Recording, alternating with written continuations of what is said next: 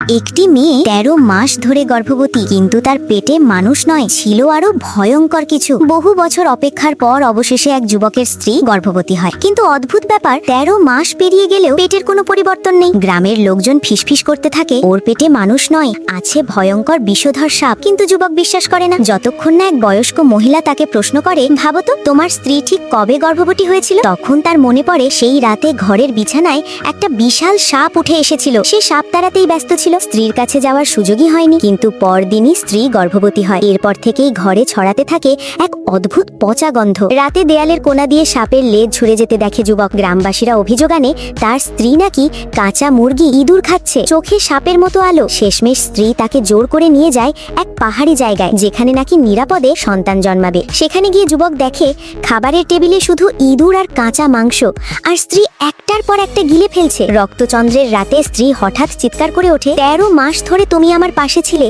আজ আমাদের সন্তান জন্মাবে। ঠিক তখন যুবক দেখে স্ত্রীর পেটের ভেতরে ডজন ডজন ছোট সাপ নড়ছে। স্ত্রী ফিসফিস করে বলে, সাপের সন্তান জন্মালে তুমিই হবে ওদের প্রথম খাবার। তাহলে প্রশ্ন একটাই, এই রাত কি যুবকের শেষ রাত?